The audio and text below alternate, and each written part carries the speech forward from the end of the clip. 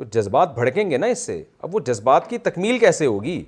या तो वो हाथ के ज़रिए अपनी तकमील करेंगे, ये भी हराम है, या वो शौहर जब एक दिमाग उसका ख़राब होगा तो इधर उधर ज़िना की तरफ माइल होगा।